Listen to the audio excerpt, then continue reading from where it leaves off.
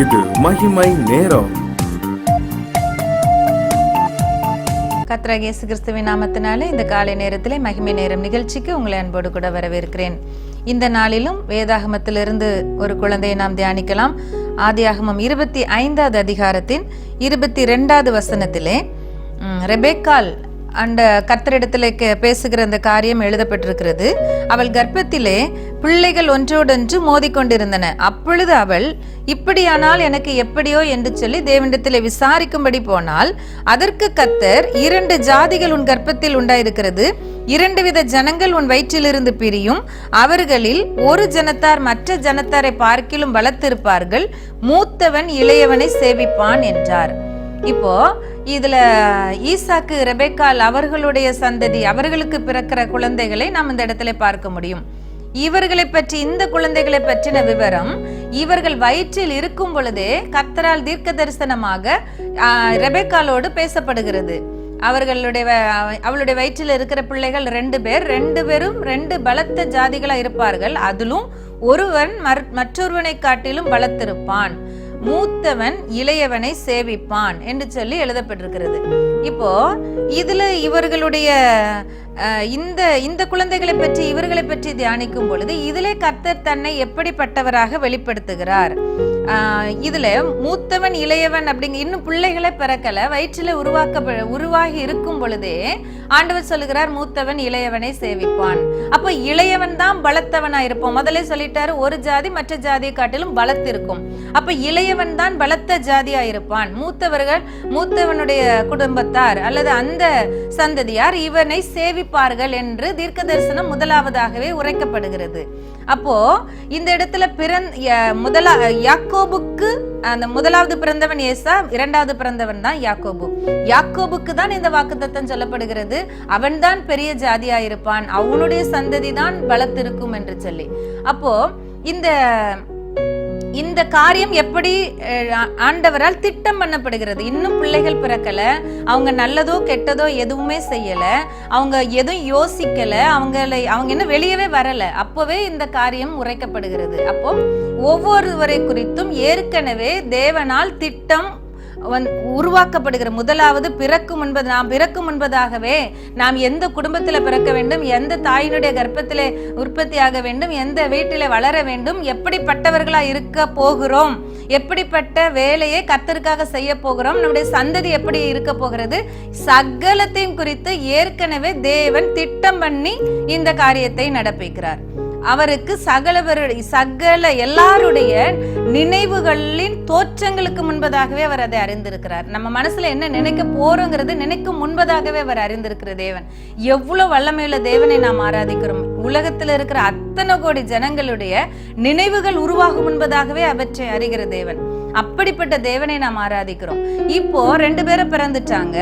இதுல நம்ம எல்லாரும் அறிந்திருக்கிறபடி இளையவன் தான் ஏமாற்றுக்காரனா இருக்கிறான், அவன் தான் எத்தன் என்று அழைக்கப்படுகிறான், அவன் தான் மூத்தவனுடைய சேஷ்ட புத்திர பாகத்தை ஏமாற்றி வாங்குகிறான், தகப்பனுடைய ஆசீர்வாதத்தை ஏமாற்றி வாங்குகிறான். இப்படிதான் நம்ம இளையவனை பாக்குறோம். ஆனா அங்க ஆண்டவர் சொல்லி இருக்கிறாரு, இவன் தான் பலத்த ஜாதியா இருப்பான் என்று சொல்லி. அப்ப இப்படிப்பட்ட ஒரு மனநிலைமையில இருக்கிறவன, இப்படிப்பட்ட ஒரு குணாதிசயங்கள் படைத்தவன தேவன் எப்படி யாக்கோபா இருக்கிறவனை சந்தித்து அவனிடத்திலே அவருடைய சந்ததி விளங்கும் என்று சொன்ன அந்த வாக்குத்தத்தத்தின்படி, அந்த உடன்படிக்கையின்படி அவனை மாற்றுகிறதை நம்ம இதுல அறிய முடியும். யார் இந்த உலகத்துல எப்பேற்பட்டவர்களா இருந்தாலும் சரி, தேவன் உங்களை உருவாக்க வேண்டும் என்று திட்டம் வைத்து விட்டார். தேவன் உங்களை பயன்படுத்த வேண்டும், உங்களுடைய சந்ததியிலே அவருடைய வல்லமை விளங்க வேண்டும் என்று திட்டம் வைத்து விட்டார் என்று சொன்னால், நாம் எப்பேற்பட்டவர்களா இருந்தாலும், எப்படிப்பட்ட குணம் படைத்தவர்களா இருந்தாலும் நம்மை தேவன் மாற்றுகிறார். இதிலே அவர் நம்மை உருவாக்குகிற வல்லமையை அல்லது மறுரூபப்படுத்துகிற, நம்மை வடிவமைக்கிற அவருடைய வல்லமையை நாம் காண முடியும். இந்த இடத்துல அவர் யாக்கோபை எவ்வளவு அழகா உருவாக்கி அவரை குறித்த பின்னாட்களிலே தீர்க்க தரிசனமாக எழுதப்பட்டிருக்கிறது. பாருங்க, நம்ம என்னாகமத்துல வாசிக்கலாம். 24வது அதிகாரம் 17, 18, 19 இந்த வசனங்களில பார்க்கும் பொழுது யாக்கோபை குறித்து சொல்லப்படுகிறது. உன் சந்ததியிலிருந்து ஒருவர் தோன்றுவார், அவர் பூமியை ஆளுவார், யாக்கோபிலிருந்து ஒரு விடிவெள்ளி உதிக்கும், ஒரு செங்கோல் அங்கே தோன்றும் என்று சொல்லி எழுதப்பட்டிருக்கிறது. நம்ம பாட்டெல்லாம் அழகா பாடுவோம் கிறிஸ்துமஸ் காலத்துல. யாக்கோபில் ஒரு வெள்ளி உதிக்கும் என்று இஸ்ரேல் ராஜ செங்கோல் எங்கும் கதிக்கும். அது இஸ்ரவேல் தேசம் எங்கும் அது முழு உலகத்தையும் ஆட்சி செய்யும்.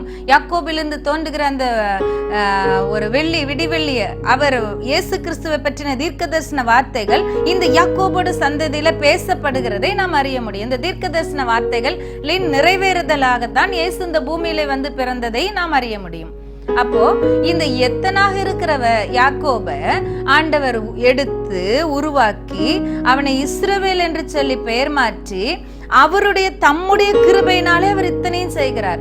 நாம் பிறந்த பிறப்பின்படி அல்ல, நாம் நினைக்கிற நினைவின்படி அல்ல, நாம் செயல்கிற செயல்களின்படி அல்ல.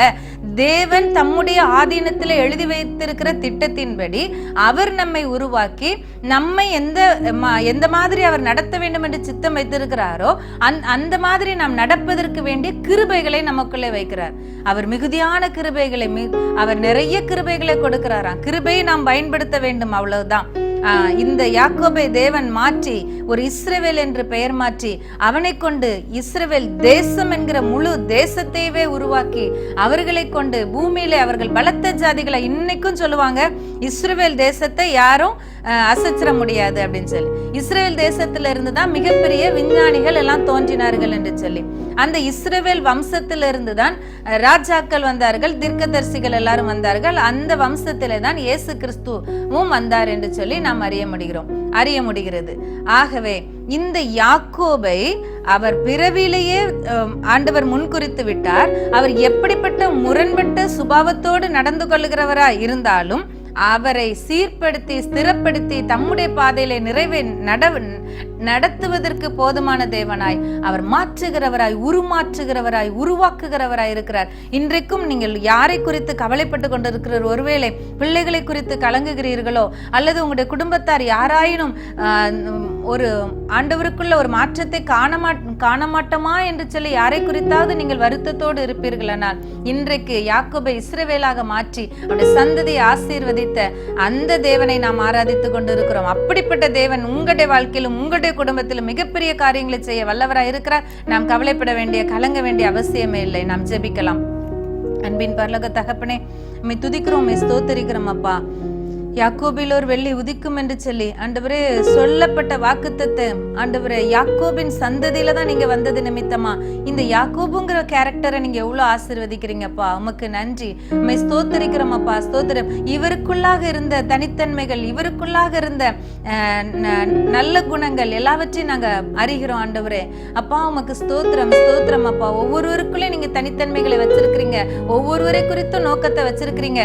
அந்த நோக்கத்திற்கு மாறாக புறம்பாக எங்களுடைய சுயத்திலே செயல்பட்டாலும் உம்முடைய சித்தத்திற்குள்ளாய் நீர் வணைந்து கொள்ளுகிறீங்க அப்பா. நீங்க மாற்றுகிறீங்க. அதற்காக உமக்கு நன்றி செலுத்துகிறோம் ஆண்டவரே. உமக்கு ஸ்தோத்திரம் அப்பா, ஸ்தோத்திரம் அப்பா. சகல தீமைகளை நன்மையாய் மாற்றுகிறவர் ஆண்டவரே. விரும்பத்தக்க மாற்றத்தை உருவாக்குகிற தேவனை நாங்கள் ஆராதிக்கிறோம் ஆண்டவரே. ஸ்தோத்திரிக்கிறோம், துதிக்கிறோம் அப்பா. எந்தெந்த மாற்றத்தை எதிர்பார்த்து கொண்டு இந்த செய்தியை கேட்கிறார்கள் அப்பா, கேட்கிற ஜனங்களுக்குள்ளாக தகப்பனே அவர்கள் விரும்புகிற மாற்றங்களை நீர் கட்டளையிடுவீராக என்று ஜெபிக்கிறோம் அப்பா. உமக்கு நன்றி நன்றி ஆண்டவரே. நீர் அப்படி செய்கிறதற்காய் ஸ்தோத்திரம். இயேசுவின் நாமத்தில் ஜெபிக்கிறோம் நல்ல பிதாவே, ஆமென்.